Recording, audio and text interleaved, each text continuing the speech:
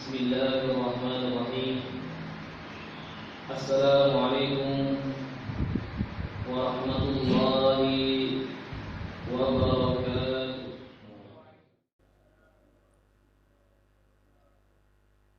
Alhamdulillahi rabbil alamin. Alhamdulillahilladzi anzala as-sakinata fi qulubil mu'minin liyazdadu imanan ma'a imanihim. Walillahi junudus samawati wal ard wa kana Allahu aliman hakima.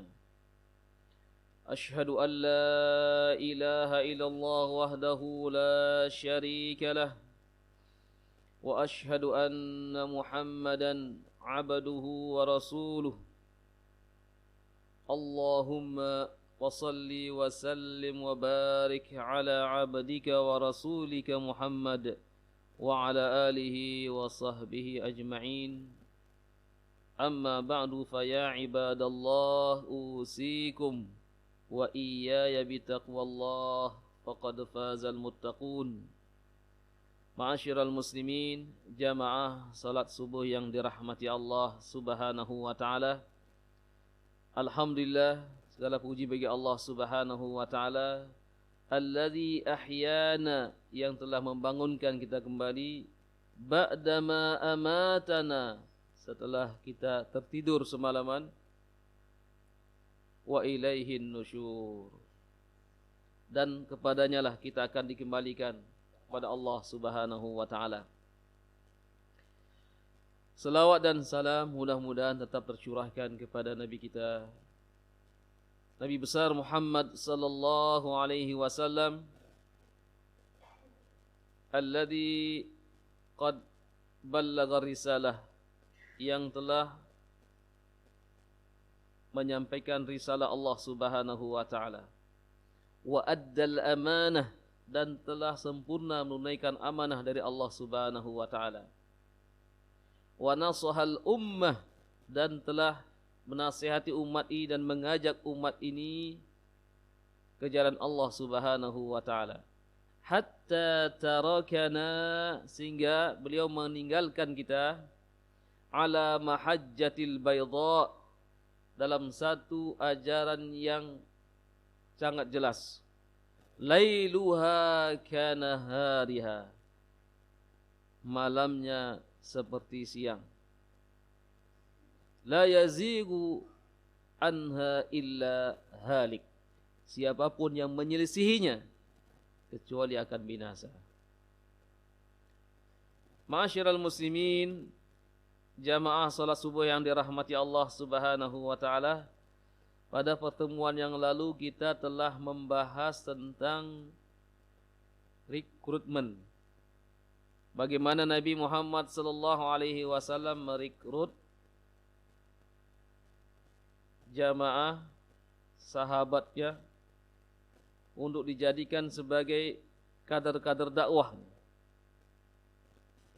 Kurang lebih selama 3 tahun beliau berdakwah secara sembunyi-sembunyi, menghasilkan 80 orang. Kemudian yang 80 orang ini ditarbiyah oleh Nabi sallallahu alaihi wasallam di rumah seorang pemuda yang namanya Al-Arqam bin Abil Arqam. Ini sudah kita bahas. Nah, kali ini insyaallah kita akan membahas tentang insyirahus sadr miftahun najah fir riasati wad da'wati bal yakunu syartan lidukhulil jannah. Kelapangan dada adalah merupakan kunci sukses di dalam memimpin, di dalam berdakwah, bermuamalah. Demikian juga dia termasuk syarat untuk memasuki al-jannah, memasuki surganya Allah Subhanahu wa taala. Dalam hal ini kita akan merujuk kepada satu surah di dalam Al-Quranul Karim, yaitu surah Al-Insyirah. Saya akan baca terlebih dahulu.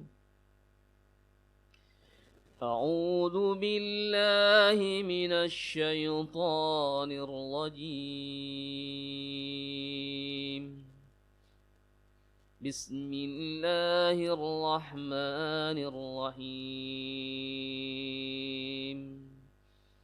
Alam nashrah laka sadrak wa wada'na anka wizrak alladhi anqadha dhahrak wa rafa'na laka dhikrak fa inna ma'al usri yusra inna ma'al usri yusra فَإِذَا فَرَغْتَ فَانصَبْ وَإِلَى رَبِّكَ فَارْغَب.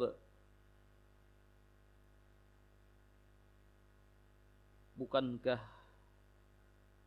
kami telah melapangkan dadamu, wahai Muhammad,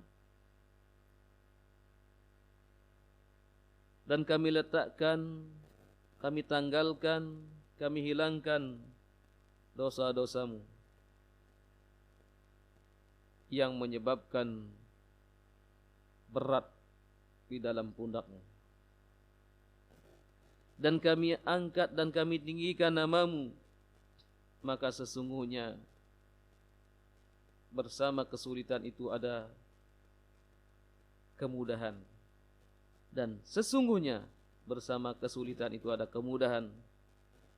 Maka apabila engkau telah selesai melakukan satu pekerjaan, maka kerjakan yang lain, dan hendaklah engkau senantiasa kembali bergantung kepada Allah Subhanahu wa ta'ala. Subhanallah, surah ini sangat agung, yang menjelaskan tentang bagaimana seharusnya seorang da'i, seorang penyeru dakwah secara khusus dan kepada kita semuanya. Sehingga kami merangkum di sini ada kurang lebih 4 hal. Yang pertama tentang kelapangan dada merupakan kunci sukses dalam memimpin, berdakwah, bermuamalah, bahkan merupakan syarat masuk surga. Allah Subhanahu wa ta'ala melapangkan dada Nabi Muhammad sallallahu alaihi wasallam. Di sini disebutkan di dalam tafsirannya bahwasanya yang pertama, surah ini adalah termasuk surah Makkiyah, surah yang diturunkan oleh Allah Subhanahu wa ta'ala di Mekah dan sebelum Nabi hijrah, untuk menjelaskan tentang pentingnya insyirahu as-sadr. Karena seorang da'i akan menghadapi berbagai macam sifat dan karakter masyarakat. Wabil khusus yang dihadapi oleh Nabi sallallahu alaihi wasallam adalah orang-orang yang keras kepala. Dan ini juga dipengaruhi oleh letak geografis Jazirah Arab, demikian juga cuaca yang kalau panas sangat panas sekali gitu. Kalau dingin dan dingin sekali. Nah, ini berpengaruh kepada karakter dan sifat-sifat orang-orang yang hidup di sana. Mekah dan Madinah sedikit berbeda. Kalau Mekah memiliki orang-orang yang memiliki karakter keras, tetapi kalau di Madinah lemah lembut. Bapak-bapak dan saudara-saudara, bapak dan ibu yang dirahmati Allah Subhanahu wa ta'ala, yang sudah pernah berkunjung ke tanah suci, baik menjalankan ibadah haji maupun ibadah umroh, akan merasakan sendiri. Begitu sampai di kota Madinah, subhanallah, sambutan masyarakatnya luar biasa. Mereka selalu mengucapkan salam kepada kita, assalamualaikum, ya haji, ya haji. Assalamualaikum Indonesia, Indonesia baik. Itu selalu kita dengarkan di kota Madinah, subhanallah. Demikian juga pada saat mereka membuka takjil setiap Senin dan Kamis, termasuk juga di Ayyamul Bid, buka puasa bersama, apalagi di bulan suci Ramadan. Di Madinah ini sangat luar biasa sekali. Mereka mempersilakan siapa saja tanpa melihat orang itu puasa atau tidak. Kita duduk di sana di tempat suproh yang digelar, ini mereka merasa senang sekali. Beda dengan di Mekah. Di Mekah agak sedikit ya malu-malu kalau kita mau duduk di tempat suprohnya. Biasanya untuk keluarganya. Ala kulli hal, Mekah dan Madinah ini subhanallah luar biasa. Dua tanah suci ini memberikan warna dan sifat ya terhadap masyarakat yang hidup di sana. Nah, khususnya umat yang dihadapi oleh Nabi Muhammad sallallahu alaihi wasallam ini adalah karakteristiknya adalah keras. Kalau mereka tidak setuju langsung diungkapkan. Masih ingat dua pertemuan yang lalu kita membahas turunnya surah Al-Lahab ini. Begitu Abu Lahab mendengarkan ajakan Nabi Muhammad sallallahu alaihi wasallam untuk mentauhidkan Allah dan mengakui menyaksikan bahwa beliau adalah utusan Allah, langsung beliau mengatakan, tabban laka ya Muhammad, celaka engkau wahai Muhammad.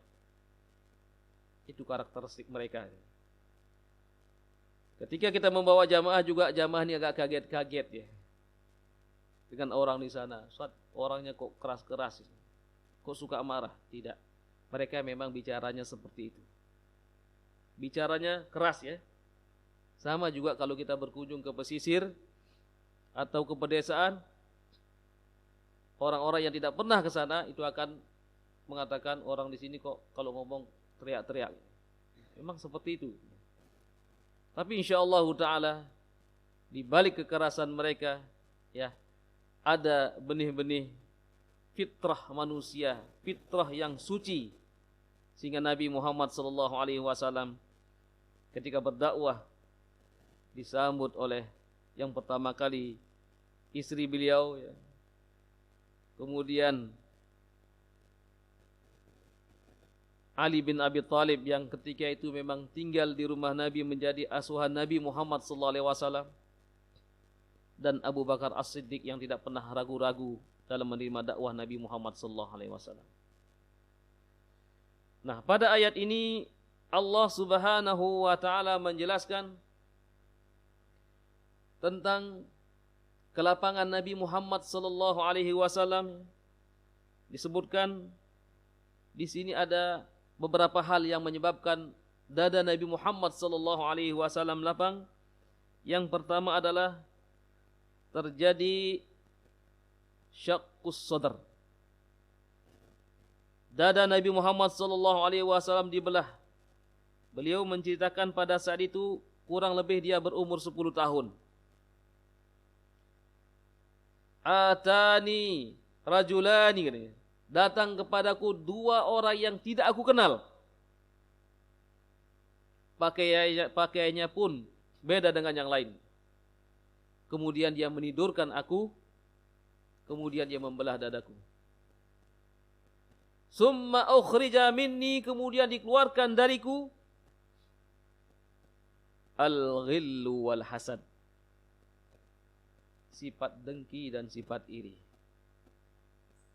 Summa udkhila al-hikmat war rahmah, kemudian dimasukkan ke dalam diriku sifat hikmah dan rahmat.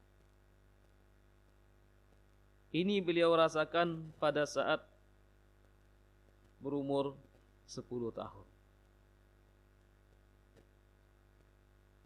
Kemudian yang kedua kalinya, Nabi SAW mengalami syaqqus sadr, mengalami operasi. Yang mengoperasi siapa? Malaikat. Insya Allah tidak pernah salah. Kalau manusia yang mengoperasi, kita sering mendengar guntingnya ketinggalan, ya. Belum sempurna jahitannya. Ya. Tapi ini malaikat. Apakah operasi ini hakiki atau khayali gitu? Ini benar-benar terjadi sehingga pada saat Nabi Muhammad SAW meninggal, itu masih ada bekas jahitan. Kata Anas bin Malik, aku melihatnya. Jadi benar-benar Nabi Muhammad SAW dibelah dadanya. Nah, yang kedua terjadi pembelahan dada pada saat beliau akan di-Isra dan di-Mi'rajkan menghadap Allah Subhanahu wa taala untuk menerima salat 5 waktu. Insyaallah pada saatnya nanti kita akan menjelaskan tentang itu. Nah, jamaah yang dirahmati Allah Subhanahu wa taala, ini yang pertama.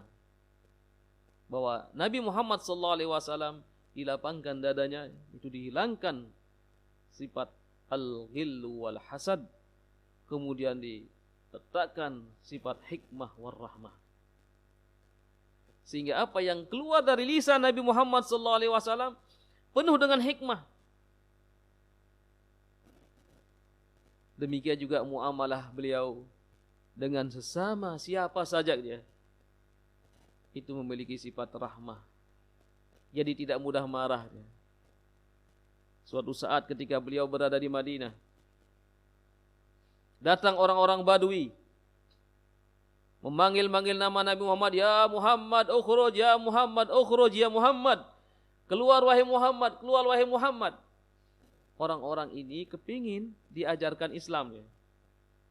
Begitu Nabi Muhammad SAW keluar, ditarik selendangnya.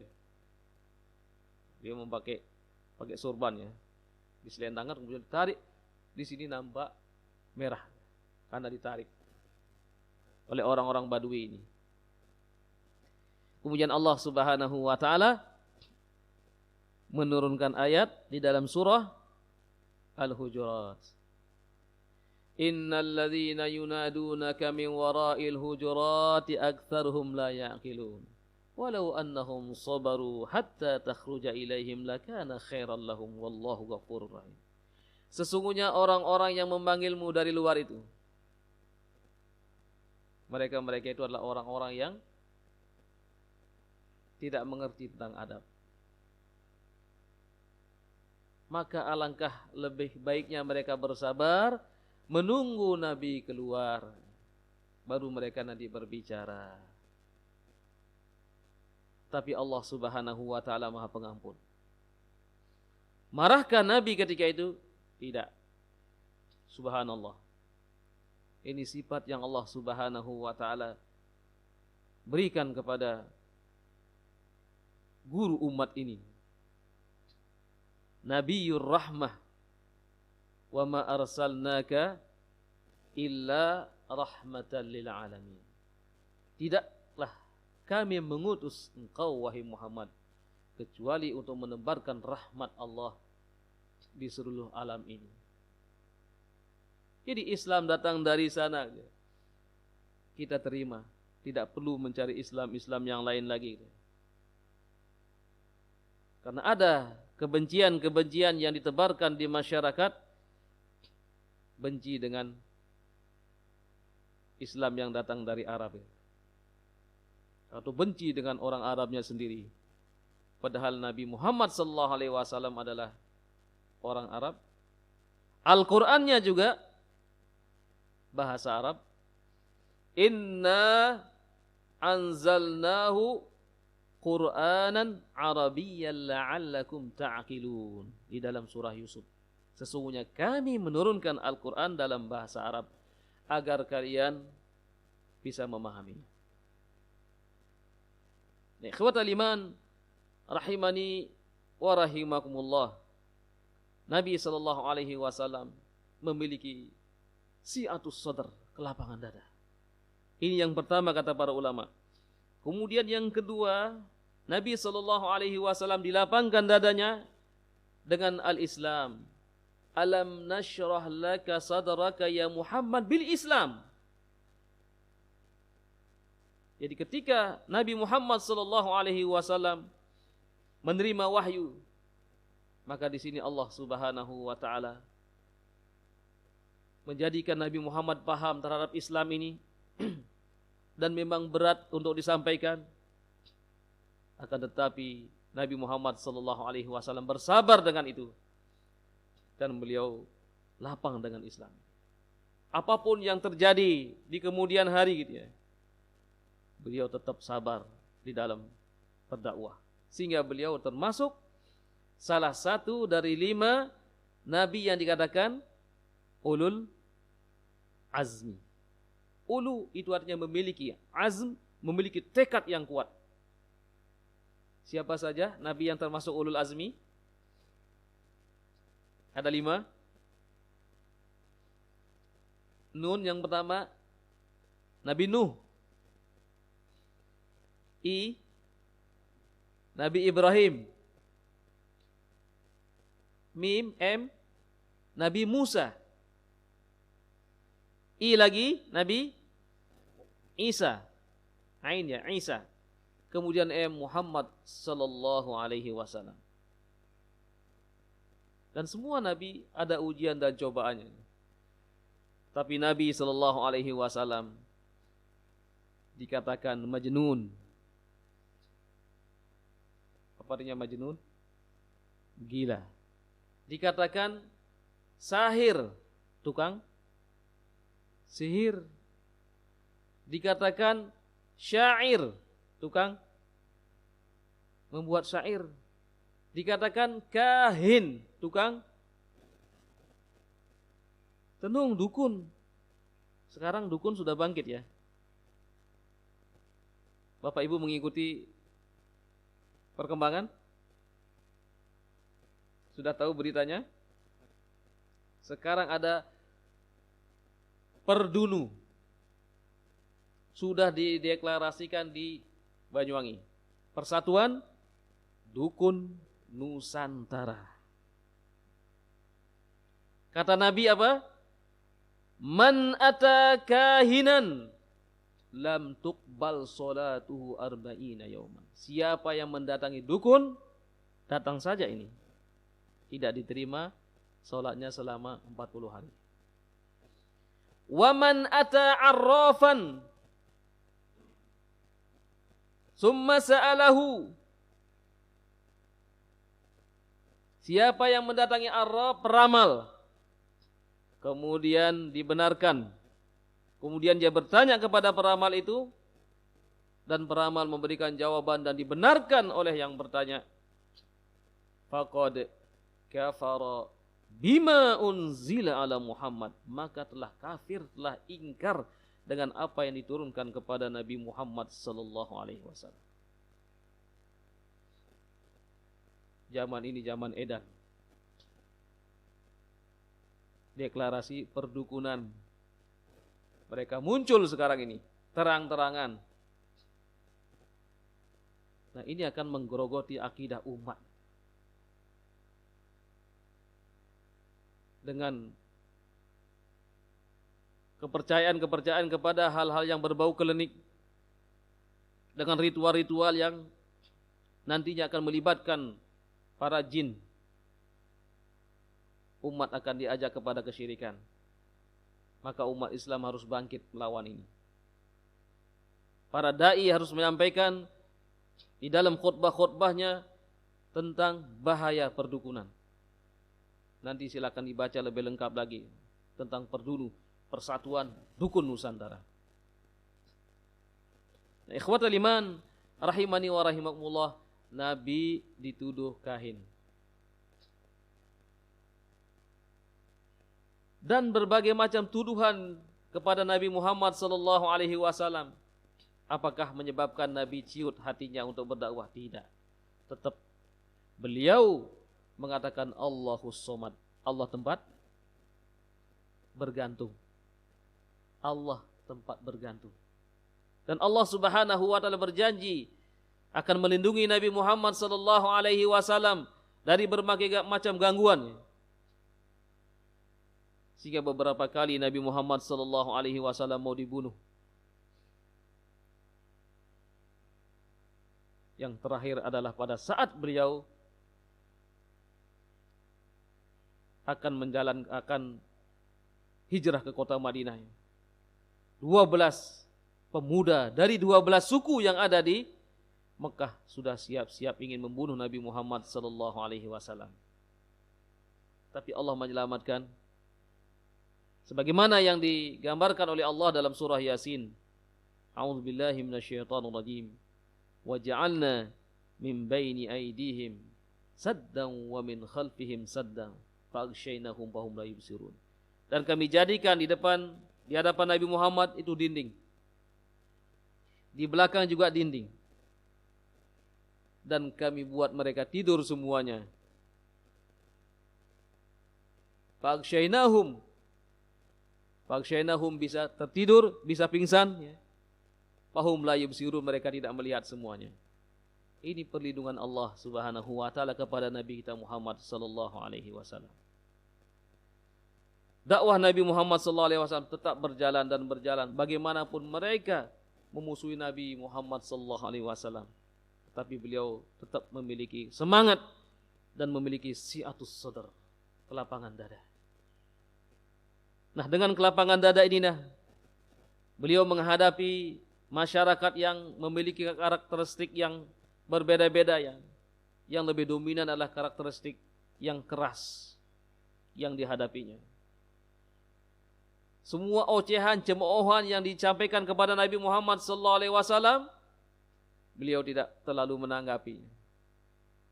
Kalau itu tentang dirinya, beliau EGP, emang gue pikirin dia. Tetapi ketika orang-orang tersebut menghina Islam, maka Nabi Muhammad SAW tidak akan pernah tinggal diam. Tapi untuk pribadi beliau dihina, beliau berlapang dada. Beliau diusir dari Mekah ke Madinah, ya. Kemudian pada tahun ke-10, pada tahun ke-8 terjadi Fathu Mekah. Apa yang terjadi? Semuanya masyarakat Mekah ketika itu dikumpulkan oleh Nabi sallallahu alaihi wasallam. Mereka sudah menyangka bahwa Nabi akan menghukum mereka semuanya. Tetapi Nabi sallallahu alaihi wasallam berjiwa besar. Beliau mengatakan apa? Ayyuhan nas, wahai semua yang hadir pada saat ini, idhabu wa antumut tulaqa. Pergilah kalian sekarang, kalian sudah aku maafkan semuanya. Subhanallah. Akhirnya mereka melihat akhlak Nabi sallallahu alaihi wasallam yang begitu agung. Mereka pun berbondong-bondong masuk ke dalam Islam. Digambarkan oleh Allah Subhanahu wa taala di dalam surah yang pendek, yaitu surah An-Nasr.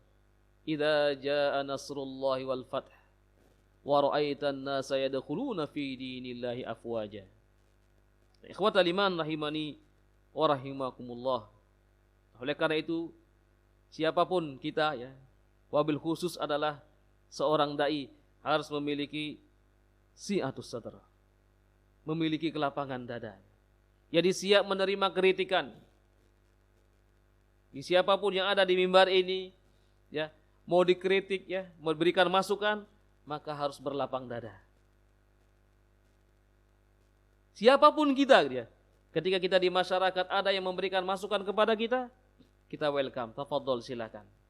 Kita terima kritikan itu. Bahkan mungkin ada orang yang membenci kita, ya. Kata Nabi sallallahu alaihi wasallam, kalau ada orang-orang yang memutuskan hubungan silaturahim dengan kalian dan membenci kalian, datangi mereka. Silaturahimi, katanya. Subhanallah, ini berat mungkin, ya. Oleh karena itu tadi kami sebutkan di awal bahwa si'atus sadr, kelapangan dada ini merupakan kunci untuk memasuki surganya Allah Subhanahu wa taala. Dalam sebuah hadis yang diriwayatkan oleh Imam Nasa'i, Imam Tirmidzi, Imam Ahmad dan banyak lagi ahli hadis yang menurut Syekh Al-Albani rahimahullahu taala hadis ini adalah hasan, bahwasanya Anas bin Malik menceritakan pada saat itu Nabi sallallahu alaihi wasallam sedang duduk-duduk bersama para sahabatnya. Kunna julusan ma'an Nabi sallallahu alaihi wasallam, summa qala an-nabiy sallallahu alaihi wasallam, kemudian Nabi sallallahu alaihi wasallam pada saat itu mengatakan, yattali'u alaikum rajulun min ahlil jannah. Perhatikanlah wahai sahabat-sahabatku, sebentar lagi ada seorang laki-laki penduduk surga akan menuju ke sini. Subhanallah. Disebutkan dalam riwayat, laki-laki itu adalah Sa'ad bin Abi Waqqas. Dan memang beliau adalah salah satu termasuk al-mubasysyirina bil jannah, 10 sahabat yang dikabarkan oleh Nabi akan masuk surga. Sahabat-sahabat hanya melihat saja. Kemudian keesokan harinya, sama, sahabat-sahabat juga sedang kumpul. Tiba-tiba Nabi mengatakan, perhatikanlah wahai sahabatku, sebentar lagi ada seorang penduduk surga akan masuk ke tempat ini. Disebutkan dia membawa sendalnya. Dia mengucapkan salam kepada Nabi Muhammad sallallahu alaihi wasallam. Sahabat pun melihat. Belum ada yang penasaran.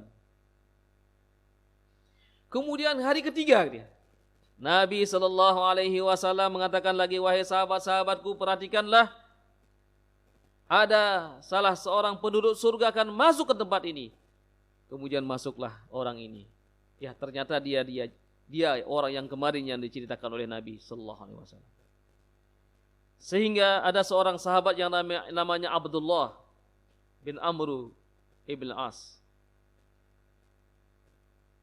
minta izin kepada Nabi untuk menyelidiki orang itu.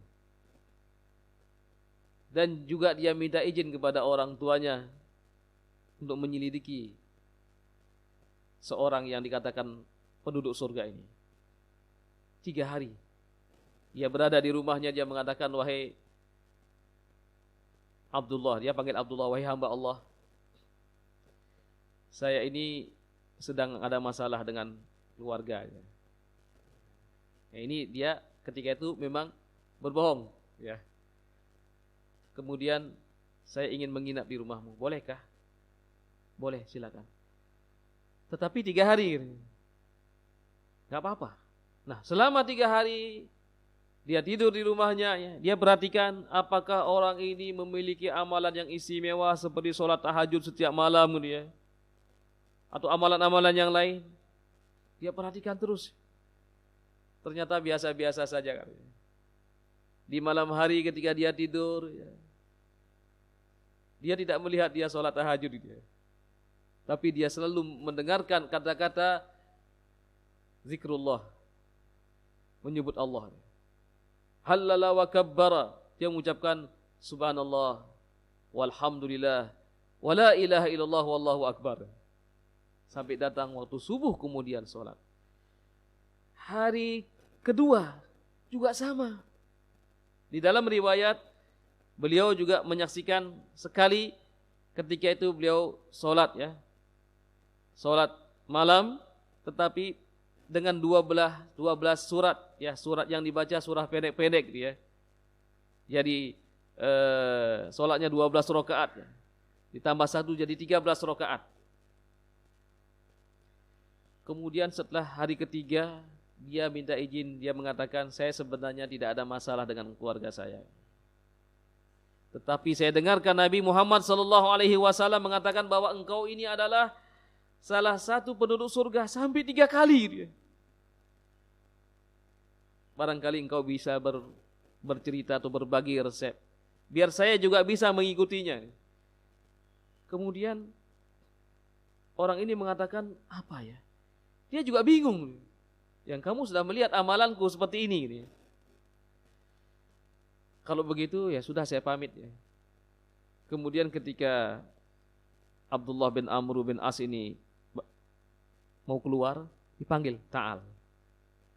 Apa ini ya yang dimaksudkan ya? Apa itu katanya?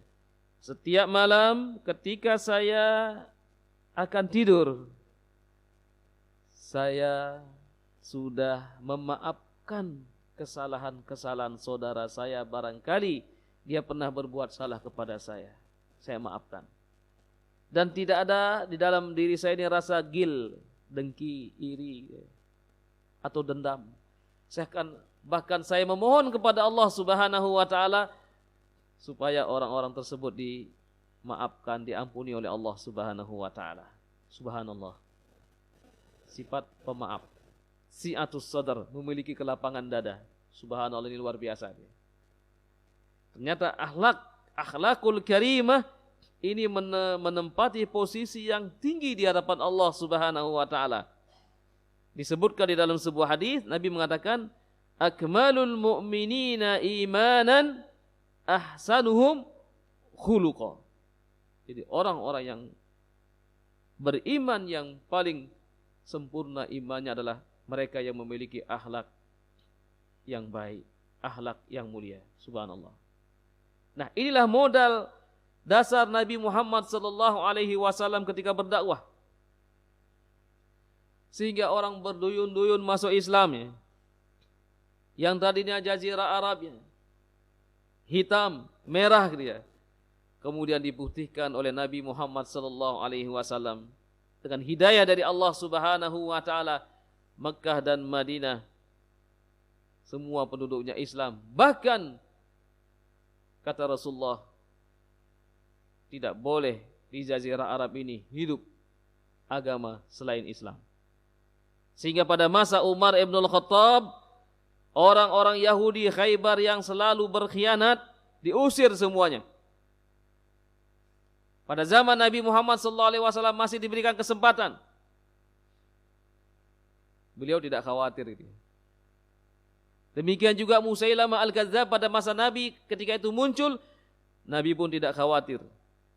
Tetapi pada saat Nabi SAW meninggal dunia, Musailamah al-Kadzdzab ditumpas oleh pasukan Abu Bakar As-Siddiq.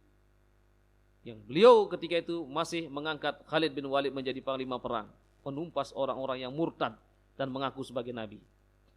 Nah, pada masa Umar ibn al-Khattab, beliau mengusir orang-orang Yahudi semuanya. Kalau di zaman Nabi ada Bani Nadir, Bani Mustalik, Bani Quraidah. Ini para pengkhianat-pengkhianat ini kemudian diusir oleh Nabi.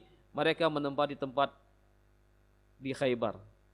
Ketika mereka besar dan mereka membuat benteng di sana, benteng Khaybar, sehingga pada tahun ke-7 ya, sepulang Nabi Muhammad SAW dari Umratul Qadha, mereka pun ditumpas semuanya.